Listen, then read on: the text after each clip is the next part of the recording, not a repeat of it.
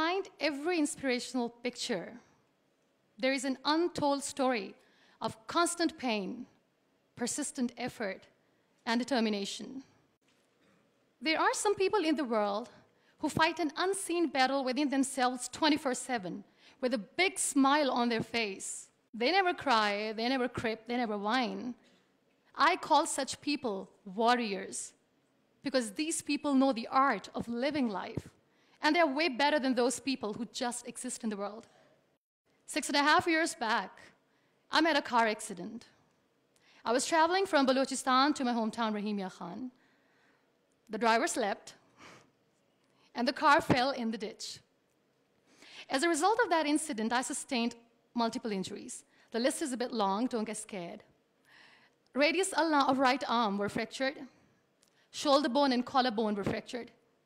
Lungs and liver were badly injured. The whole rib cage was fractured. But the injury that changed my life and my personality completely was the spinal cord injury. 3 vertebrae of my backbone were completely crushed. It took us an hour or so to find an ambulance in Balochistan. All the effort went in vain because we couldn't find an ambulance. So I was thrown in the back of a Potohar Jeep, and I was rushed to the nearby hospital. In that Jeep, I realized that half of the body was fractured and half was paralyzed. We were rushed to the nearby hospital. There we came to know there was no first aid. I was kicked out. Then I went to another hospital in my hometown where doctors said, "Take her away, we cannot operate her." And I was like, "Why?" And they were like, "We don't have equipment, she will die someday, you go." I was kicked out again. But I finally ended up in a comparatively better hospital in Karachi. Luckily, I wasn't kicked out. Probably that's why I'm alive. So I stayed in that hospital for 2.5 months.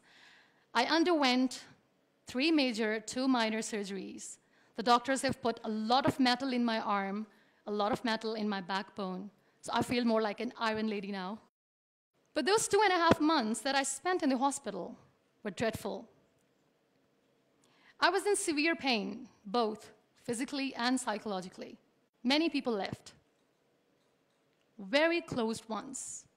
The ones who were supposed to stay with me were the ones who left me when I needed them the most. I was devastated. Life was completely pointless, aimless, colorless. I was tired of wearing the white scrubs, looking at the white walls, doing nothing, sitting idle. I really didn't want to live. But then I realized that instead of crying for the people who were not meant to be with me, and for the legs which I have lost, I have people around me who want to see me alive. I have so much to be grateful for. So let's stop cribbing, stop whining, because it's pointless. The best decision that I took in my entire life was the painting that I made in the hospital with a deformed hand. That's how I added colors in my colorless life. That's how this adversity helped me in exploring an artist in me. That's how this art kept me alive through this whole journey. Then I was moved to Islamabad. I stayed in my room on the bed, confined for 2 years, because I developed multiple pressure ulcers and a variety of infections and allergies. Now, this whole traumatic journey of 2 years and 2.5 months being bedridden, doing nothing, the only thing that kept me alive was art. What a beautiful medium art is, that without uttering a single word, you express yourself. What a beautiful escape it was. But the day I sat on the wheelchair for the first time, I was a completely different person. I still remember that I looked at myself in the mirror and I said, "You cannot wait for a miracle to come and make you walk. You cannot wait for the stem cell treatment because it's very expensive. You cannot wait and sit in the corner of the room crying and begging for mercy because people don't have time." So the only thing that I could do was to accept myself the way I was. The sooner, the better. That's what I did. I really wanted to make myself financially strong. Let's become professional. I started to find some jobs. A very good friend of mine, Fine Day, updated a status on Facebook saying we want content writers. And like a cribber, I commented, "I wish I could." I was called for that interview, and I was hired as one of the content writers for Pakistan's first official websites, heartofasia.pk. Salman Taseer Late was the CEO. That's how I started my professional career. So I was becoming financially strong, stable, content writing was good. I was constantly exhibiting my work in different galleries. I was flourishing as an artist. Life was easy, but I wasn't happy. I was not contented because I was constantly aiming high. I was thinking big. I didn't know how I'm going to do, but I knew that I wanted to do something big for people, for the country. One day, I came across this polio campaign advertisement in which this little boy from a very underprivileged family is sitting on a wheelchair, and with his father sitting with him, crying and saying to the world in that campaign that give polio drops to your kids, otherwise they'll become like him. That advertisement shook me from inside. I feel devastated. The way that boy was objectified as an emblem of grief, misery, mercy, lifelessness, nothingness. Such a wrong picture which was being portrayed in media about the persons with disabilities. That's what we are called. That was the day when I decided that I have to change the perception of the people about being on wheelchair.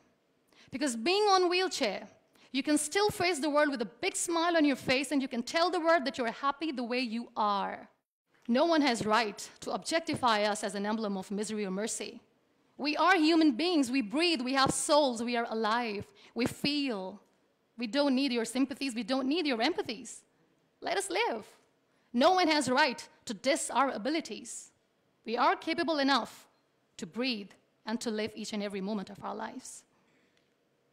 I recently did a modeling campaign for Toni & Guy, and that makes me Pakistan's first wheelchair-bound model.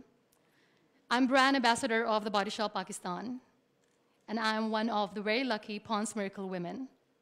It's always good to know that there are very few wheelchair-bound artists in the world, and I'm proud to be one, being a Pakistani, trying to preserve the ethnic jewels of the country in the paintings adorned by very graceful, strong, and powerful Pakistani women, which I paint. Very soon, I'm going to be Pakistan's first wheelchair-bound TV host. And I'm blessed to have a beautiful 3-year-old son, which, he was here, but he was so cranky. Now, you all must be thinking that why I'm using the word wheelchair over and over again in my talk. This is the very perspective I'm talking about. This wheelchair is not my weakness. This wheelchair is not an adversity. This is my strength because the kind of attention that I get when I go anywhere is priceless. Everyone loves to be in the limelight. I have started enjoying to be in the limelight too. This is the very perspective I'm talking about. This wheelchair has given me an opportunity to explore what I had in me, and I never knew it. I feel really sorry for some people who play this blame game. They say they feel caged. They cannot perform well, they cannot excel because the system is not allowing them to do. The government, Pakistan, the whole world, society, economy is not letting them grow as a person. They're not excelling in their careers. They say they're caged. I feel sorry. I can undoubtedly say that I'm caged because when I get up in the morning, I'm unable to sit on my own. I'm unable to shift from the bed to the wheelchair, from the wheelchair to the car, from the car to the wheelchair. I need an assistant 24/7 to do little things in life. Let's make it more simple. When I feel thirsty at midnight, and when I forget, which I always do, when I forget to keep my water bottle on my nightstand, and when I don't see anyone around to help me, I stay thirsty for the whole night because I'm unable to get a glass of water for myself. I can undoubtedly say that I'm caged by my body, but my mind is free, and so is my soul, and so is my spirit. I can still dream big. I can still think big. I can still aim high. I can still aspire to inspire. Nothing should stop me. This wheelchair should not be the reason or an excuse of not doing anything in life. I still have big dreams. I still have big plans. And I still have to work on that. Be grateful for what you have. And trust me, you will always end up having more. And if you'll cry and if you'll crib for the little things in your life, you will never ever have enough. You want to excel, you want to grow, you want to be powerful and passionate and great professionals, learn the art of converting your adversities into opportunities. The moment you're going to learn it, sky's the limit. So be grateful, be happy, be alive, and don't let anyone diss your abilities. Thank you.